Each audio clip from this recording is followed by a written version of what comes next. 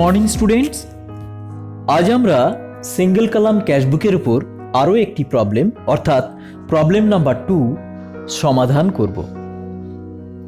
আমরা প্রথমে প্রবলেমটা নিয়ে নিই। Problem 2, right up single column cashbook for the month of August 2020 of Mohan Kumar from the following particulars: 2020 August 1, cash in hand 15,500. August 4, borrowed from P. Bose 20,000. August 8, cash deposited into bank 25,000. August 10, purchased goods by check rupees 18,000. August 12, cash sales of goods rupees 39,000, of which rupees 16,000 was banked on 14th August. August 15, purchased goods on credit from Ratan Kumar rupees 16,000. August 17, paid cash to Ratan Kumar after deducting discount of rupees 200 dash অ্যামাউন্টের ঘরে dash হবে। August 19, paid to cleaner rupees 300.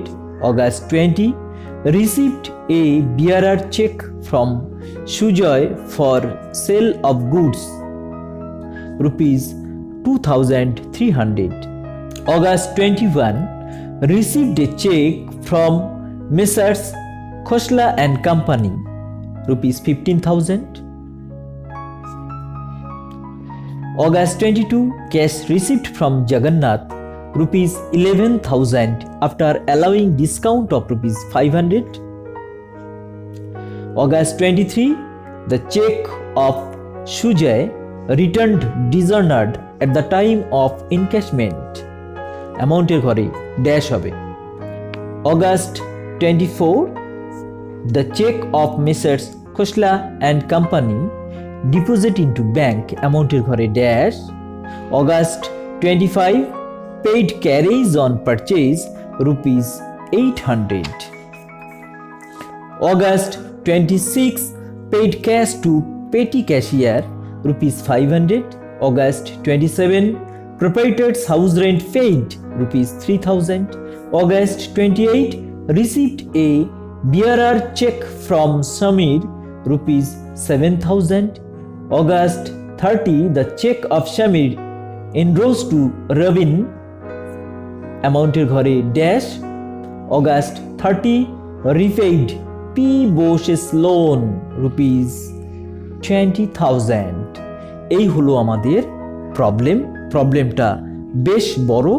এখানে bank সংক্রান্ত ব্যাংকের সঙ্গে বেশ কয়েকটা নতুন ধরনের ট্রানজ্যাকশন রয়েছে, এটা আমরা দেখতে পাচ্ছি।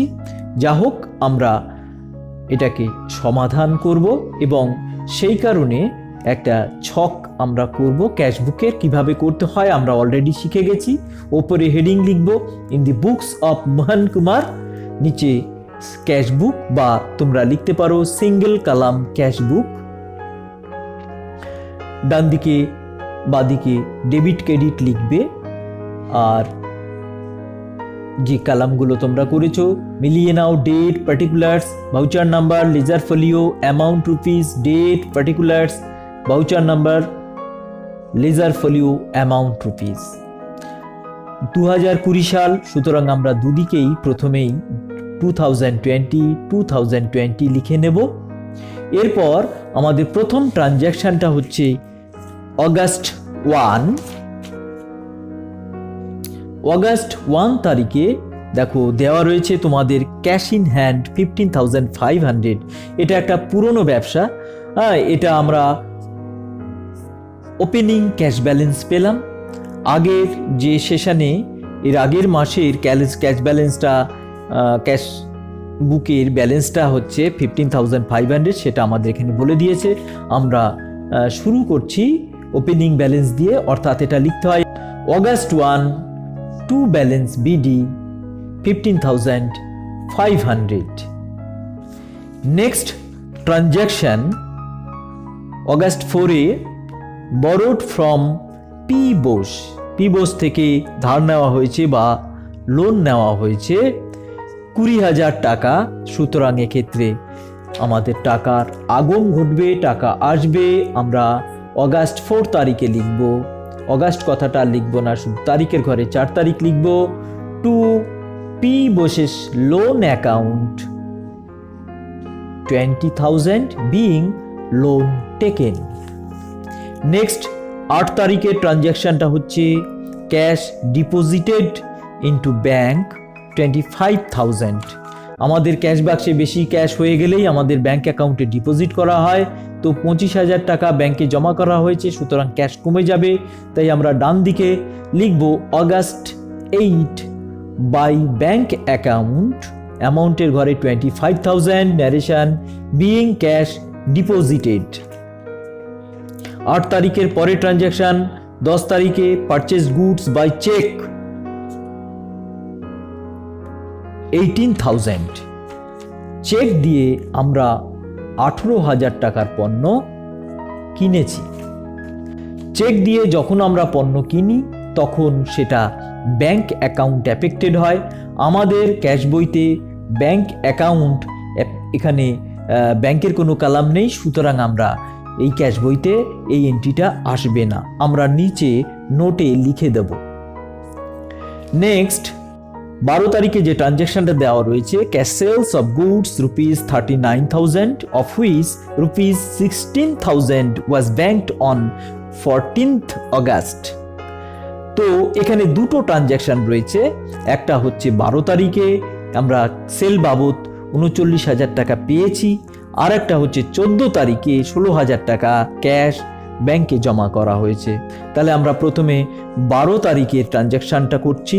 12 তারিখে আমরা লিখব টু সেলস অ্যাকাউন্ট 39,000 ব্র্যাকেটে বিইং গুডস সোল্ড। এরপর 14 তারিখে আমরা 16,000 ব্যাংকে জমা করেছি। আমরা ডান দিকে জমা করলে ক্যাশ চলে যায়, সুতরাং আমরা ডান দিকে অর্থাৎ ক্রেডিট সাইডে লিখব 14 তারিখে by bank account 16,000 being cash deposited.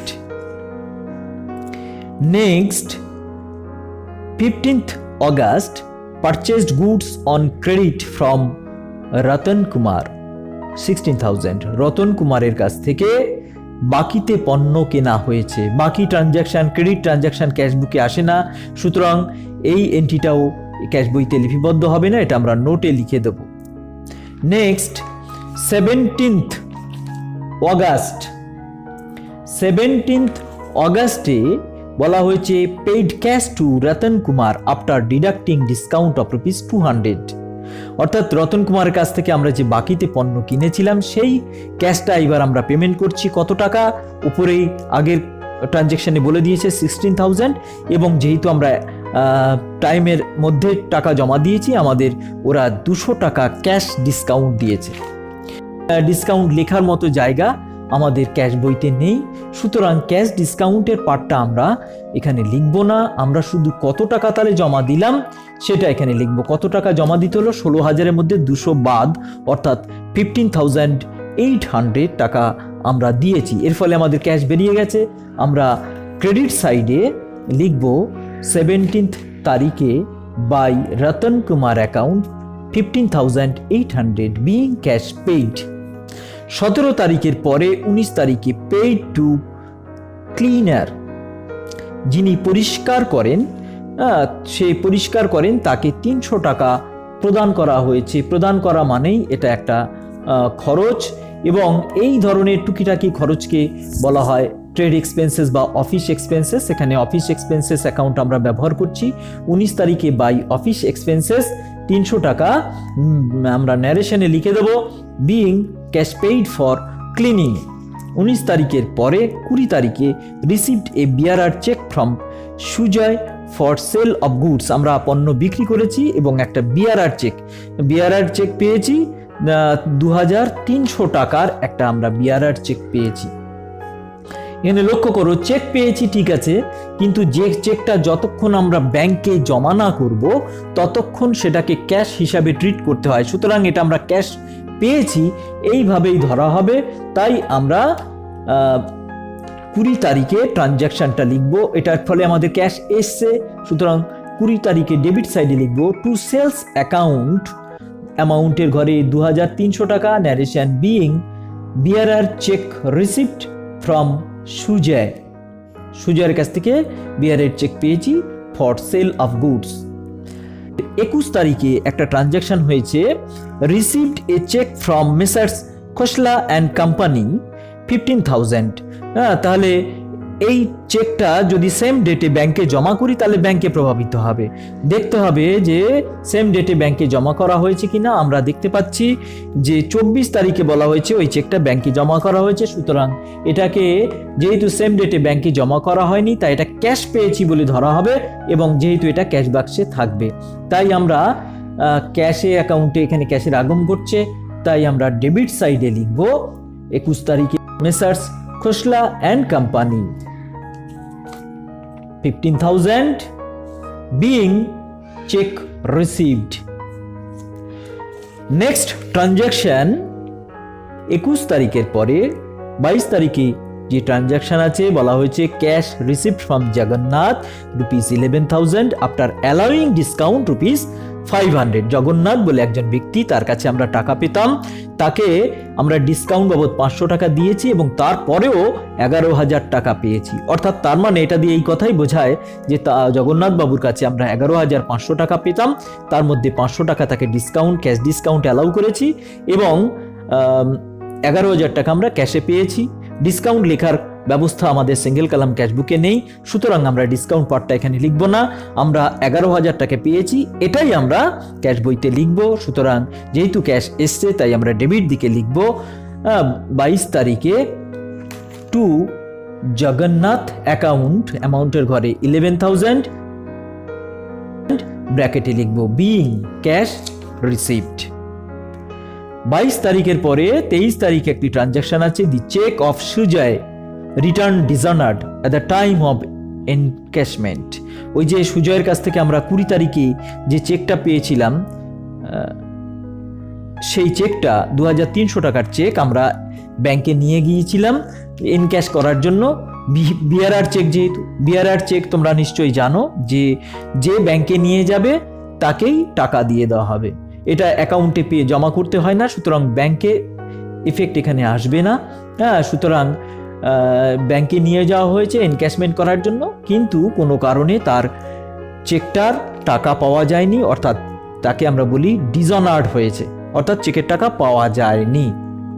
সুতরাং 23 তারিখে আমরা সুজয়ের কাছ থেকে এর আগে যে জমাটা দেখিয়েছিলাম 2,320 তারিখে জমা দেখিয়েছিলাম, সেটা 23 তারিখে এসে আমরা খরচ হিসাবে দেখাবো, অর্থাৎ যে আমরা জমাটাকে ক্যান্সেল করব। সেই জন্য 23 তারিখে জার্নাল এন্ট্রি হবে by Sujoy account being bearer cheque dishonoured, অ্যামাউন্টের ঘরে 2,300। 23 তারিখের পরে 24 তারিখে একটা ট্রানজ্যাকশন রয়েছে, the cheque of Messrs Khosla and company deposit into bank. যে চেকটা আমরা পেয়েছিলাম 21 তারিখে সেটা 24 তারিখে ডিপোজিট করছি। সুতরাং এটা ব্যাংকে আমরা ক্যাশ জমা করার মতো যে ট্রানজ্যাকশন অনুরূপ ট্রানজ্যাকশন হবে। সুতরাং এর ফলে আমাদের কি হচ্ছে, ক্যাশ চলে যাচ্ছে। আমরা ক্রেডিট সাইডে লিখব 24 তারিখে by bank account being the cheque from Khosla and company limited deposited into bank, অ্যামাউন্টের ঘরে 15,000। এরপরে 25 তারিখে পেড ক্যারেজ অন পারচেজ ₹800, পণ্য পরিবহন বাবদ 800 টাকা খরচ করা হয়েছে। সুতরাং এর ফলে ক্যাশ বেরিয়ে যাবে। 25 তারিখে ক্রেডিট সাইডে আমরা লিখব by carriage inward account being cash paid অ্যামাউন্টের ঘরে 800 টাকা। 25 তারিখের পরে 26 তারিখে ট্রানজ্যাকশন আছে পেইড ক্যাশ টু পেটি ক্যাশিয়ার। আমরা এর আগে বলেছিলাম যে ছোট ছোট ট্রানজ্যাকশন, নেগলিজেবল কিছু ক্যাশ ট্রানজ্যাকশন করার জন্য বড় বড় প্রতিষ্ঠানে সেপারেট একজন ছোট ক্যাশিয়ারের আন্ডারে কিছু টাকা দিয়ে দেওয়া হয়, সে এই খরচগুলো সম্পন্ন করে। সুতরাং সেই পেটি ক্যাশিয়ারকে 500 টাকা দেওয়া হয়েছে। এর জন্য আমরা ক্রেডিট সাইডে 26 তারিখে এন্ট্রিটা করব বাই পেটি cash account 500 narration being cash paid. তারপর 27 তারিখে প্রোপাইটার্স হাউস রেন্ট পেইড, প্রোপাইটারের বাড়ি ভাড়া প্রদান করা হয়েছে। সুতরাং প্রোপাইটারের হয়ে যদি কোনো ব্যক্তিগত খরচ ব্যবসা করে থাকে সেটা হচ্ছে ড্রয়িংস, আমরা আগেই পড়েছি, এবং এর জন্য প্রতিষ্ঠানের ক্যাশ বেরিয়ে গেছে। ক্রেডিট সাইডে আমরা লিখব 27 তারিখে by drawings account 1000 narration being proprietor's house rent paid. Next 28 তারিখে transaction received a bearer cheque from Samir. সমীরের কাছ থেকে একটা বিআরআর চেক পাওয়া গেছে 7000 টাকার মূল্যের। তাহলে এটা ক্যাশের আগম ঘটেছে। আমরা 28 তারিখে লিখব to Samir account 7000 narration being bearer cheque received. Next transaction 30 তারিখের the cheque of Samir endorse to Robin. Endorse কাকে বলা হয়? এন্ডোজমেন্ট হলো যে চেকটা আমি পেলাম সেটা ক্যাশের মতোই ব্যবহার হয় যতক্ষণ না ব্যাংকে জমা না হচ্ছে। সুতরাং আমি একজনের কাছ থেকে চেক পেলাম, সেই চেকটা আমি অন্য কাউকে যে আমার কাছে টাকা পায় তাকে দিয়ে দিতে পারি, এইটাকেই বলা হয় এন্ডোজমেন্ট। সুতরাং এই এন্ডোজ করা হয়েছে চেকটা, যে চেকটা আমরা সমীরের কাছ থেকে পেয়েছিলাম 28 তারিখে। 30 তারিখে সেই চেকটা রবিনকে দিয়ে দেওয়া হয়েছে। দিয়ে দেওয়া মানেই ক্যাশ চলে যাওয়া। সুতরাং আমরা ক্রেডিট সাইডে 30 তারিখে লিখব by Robin account 7000 being the cheque of Samir endorsed. এরপর 30 তারিখে আরেকটি ট্রানজ্যাকশন রয়েছে, repaid P Bose's loan ₹20,000। P বোসের লোন 20,000 টাকা পি বোস থেকে লোন নিয়েছিলাম, সেটা শোধ করে দেওয়া হচ্ছে। শোধ করে দিলে ক্যাশ বেরিয়ে যাবে, তাই ক্রেডিট সাইডে আমরা লিখব by P Bose's loan account 20,000 narration being P Bose's loan repaid. তো এই আমাদের সমস্ত ট্রানজ্যাকশনগুলোকে ক্যাশ বইতে লিপিবদ্ধ করা হলো। এবার আমরা দুদিকই যোগ করব, যোগ করে রাফে যোগ করব। এটা আমরা যোগ করে দেখব যে ডেবিট সাইডে আমরা টোটাল পাবো 1,09,800 এবং ক্রেডিট সাইডে আমরা পাবো 1,05,700। সুতরাং ডান দিকটা অর্থাৎ ক্রেডিট দিকটা 4,100 কম রয়েছে। আমরা যে বেশি অ্যামাউন্টটা